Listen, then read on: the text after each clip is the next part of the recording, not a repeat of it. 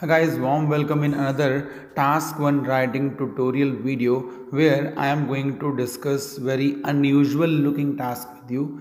Guys, this sort of task can confuse you in very first look, but if you will deeply study and go through this task, then you are going to find so many things, so many ideas which can help you to write this task in very systematic way, right? So again I'm saying this video is also going to help you to overcome some typical looking or very dangerous looking tasks.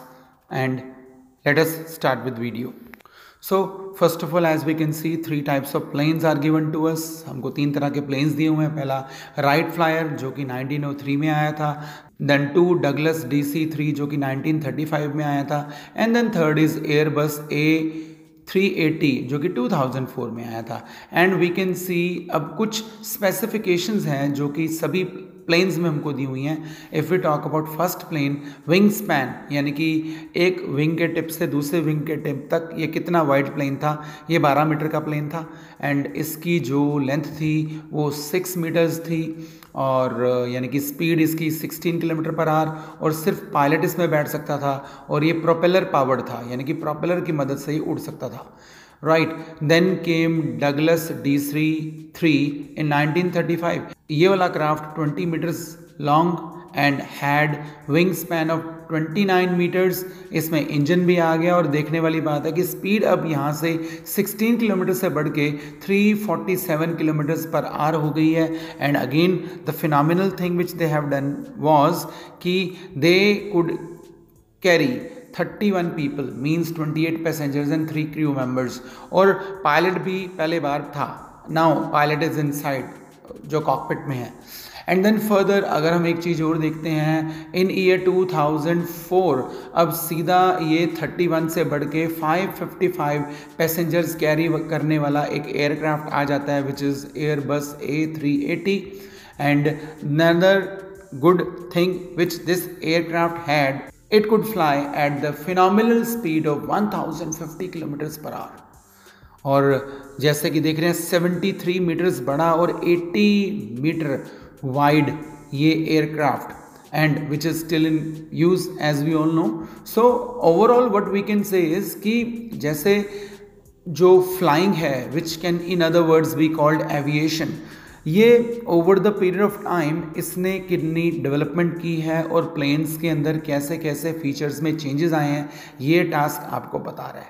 सो अगर आप इतना इसको go through कर लेंगे, so automatically things will start appearing. आपको बहुत सारी similarities और डिसिमिलरिटीज़ दिखनी शुरू हो जाएंगी, और अकॉर्डिंगली आप बहुत अच्छा एक टास्क प्लान कर सकते हैं. So we have analyse that with passage of time not only the feed of crafts have increased but more crafts became capable of carrying more people. तो ये हमारा सारा एनालिसिस हो जाता है. And now let us also go through the statement. कोई ऐसी बात तो नहीं जो कि हमने मिस कर दी है. Let us see the diagram below show stages in the development of the aeroplane since the first powered flight in 1903. Summarize the information by selecting and reporting the main features and make comparisons where relevant.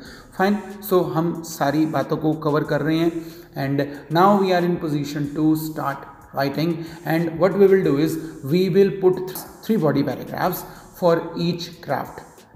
Okay, let us start. So what we can say, the 3 diagrams of aircrafts depict evolution word मैं use करूँगा. Evolution से मेरा मतलब है कि मैं एक trend of development show करूँगा. और एक और मैं वर्ड यूज़ करूँगा, evolution in aviation. Aviation means flight. So the 3 diagrams of aircrafts depict evolution in aviation. और एविएशन के अंदर एवोल्यूशन क्यों हुई? ड्यू टू एडवांसमेंट्स इन की features of planes within a century. Why? Because it started from 1903 and then the last craft we have is of 2004. So एक century के अंदर की मैं बात करूँगा. Now my introduction is done and I can start with body paragraph 1 where I am to explain 1903 craft. So at the onset in 1903 Wright flyer came. ये आया था. अब इसके पास जो फ्लाइंग स्पीड बहुत लो थी, तो मैंने सीधे एक ये बात लिखी है कि infancy infancy means childhood, which had flying in infancy. मैं ऐसे बात लिख दूंगा, why I am saying in infancy because it is having low speed and only it could accommodate pilot and one more thing was pilot बाहर बैठता था, pilot was exposed to weather, ये बात भी मैं लिखूंगा। It could only carry pilot who was exposed to weather. This is very important point which I am making here. अब थोड़ी इसके dimensions की बात करते हैं। With wingspan of 12 meters and 6 meters of length, ये क्राफ्ट 16 किलोमीटर पर आवर उड़ सकता था। This craft could fly at speed of 16 kilometre per hour और ये प्रोपेलर से उड़ता था। It had propeller to fly. So that way I have explained about it. Now Douglas DC-3 की हम बात करते हैं। 32 साल के बाद यानी कि 1935 में, अब मैंने यहाँ पर लिखा आफ्टर 32 ईयर्स, अब बहुत कुछ बदल गया, राइट। फ्लाइट जो प्लेन का साइज़ भी बदल गया और जो डायमेंशंस बदल गई, कैरिंग कैपेसिटी ऑफ पीपल भी बदल गई। तो अब ये सारी बात करते हैं। हम सबसे पहले लिखेंगे flying changed remarkably and now planes of 29 meter wingspan and 20 meter length were made. अब ऐसे planes बनते थे जिनमें कि 31 people travel कर सकते थे, which could carry total 31 people including 3 crew members in cabin. अब क्रू मेंबर्स अगर मैंने लिख दिया यानी कि पायलट भी मैंने इंक्लूड कर लिया। अब यानी कि पायलट बाहर नहीं बैठेगा, पायलट अब अंदर बैठेगा, राइट। अब इसके लिए मैं एक और सिनोनिम यूज़ करूँगा, मशीन, क्योंकि मुझे अगला सेंटेंस इसकी स्पीड के लिए बनाना है। तो this machine was able to fly at 347 kilometres per hour. इसको नेम डगलस DC-3 दिया गया था, which was named Douglas DC-3। और इसके इंजन्स के बारे में भी बात कर लेते हैं क्योंकि यहाँ पर प्रोपेलर्स नहीं है। And was powered by 2 engines. ये पैसिव वॉइस मैंने सेंटेंस बना दिया, right? And now let us move to the last plane which is Airbus A380। तो अब यहाँ पर एक चीज़ और मैं आपको बताऊँगा कि फर्दर 70 साल बाद लगभग यानी कि 1935 से 2004 के बाद अब फाइनली एक टाइम आता है 2004 में जब Mankind 1000 kilometre per hour fly कर सकती है। तो इस बात को हम हाईलाइट करेंगे।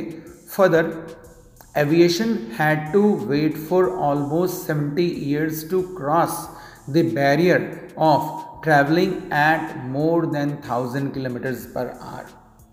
तो 70 साल इंतजार करना पड़ा।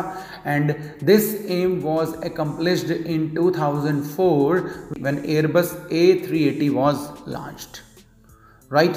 तो इसके आने से ये बैरियर भी मीट कर लिया, उन्होंने ओवरकम कर लिया।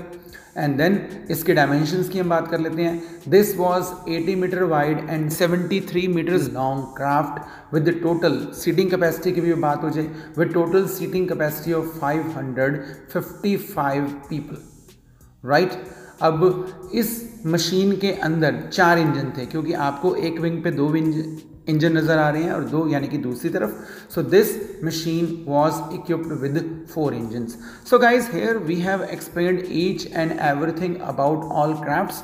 Now we are only and only left with the overview, and in overview we can simply say within time span of 100 years mankind became able to fly at overwhelming speed to bring distant places closer, right? तो mankind इतनी speed से उड़ सकती थी, right? So that is the end of this task, and this task is again covering many key features and is also giving you very suitable analysis. This is going to be very good task writing.